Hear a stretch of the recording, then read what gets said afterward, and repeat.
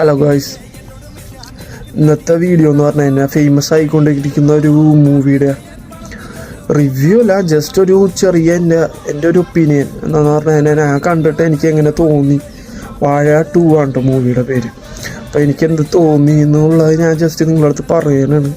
പിന്നെ അതുപോലെ just director brilliance ആണോ ഇല്ലെങ്കിൽ അതിപ്പോൾ വന്ന മിസ്റ്റേക്ക് ആണോ എന്ന് പറഞ്ഞുകൂടാ, അതും കൂടി ഞാനിതിൽ പറയുന്നുണ്ട്. അപ്പോൾ പടം കാണാത്തവരാണെങ്കിൽ പോയി കണ്ടിട്ട് ഈ വീഡിയോ കാണുന്നതാണ് ഏറ്റവും കൂടുതൽ ബെറ്റർ.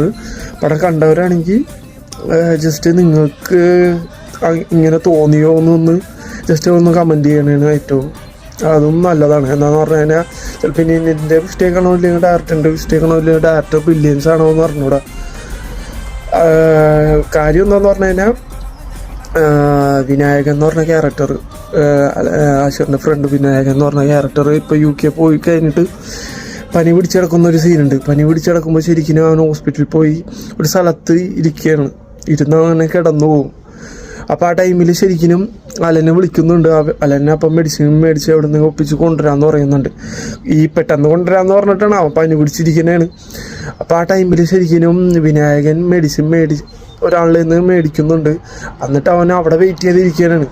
അവൻ ഒരു പാട്ട് ഇട്ട് കൊടുത്തിട്ടുണ്ട്. അതേപോലെ തന്നെ അവൻ അവൻ്റെ പെങ്ങളെയും വിളിച്ചാണ് ഇരിക്കുന്നത്.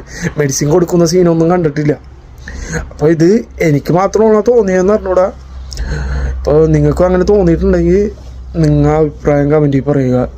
പിന്നെ അതേപോലെ തന്നെ പടം കുറേ പേര് കണ്ടിട്ടുണ്ട്, അതേപോലെ റീൽസിൽ എല്ലാത്തിലും കാണുന്നുണ്ട്. ഫ്രണ്ട്സിനെ ആയാലും ഫാമിലീസിനെ ആയാലും വിളിച്ച് കരയുന്ന സീനൊക്കെ റീൽസായിട്ട് കുറേ പേര് ഇട്ടിട്ടുണ്ട്. അതെന്ന് പറഞ്ഞു കഴിഞ്ഞാൽ കൂടുതലും ഫ്രണ്ട്സും ഫാമിലീസും ഇതേപോലെ തന്നെ പ്രവാസി ജീവിതം UK ജീവിതമൊക്കെ ഉള്ളവർക്കൊക്കെ കരച്ചിലൊക്കെ വന്നു പോകും ഈ പടം കണ്ടു കഴിയുമ്പോൾ.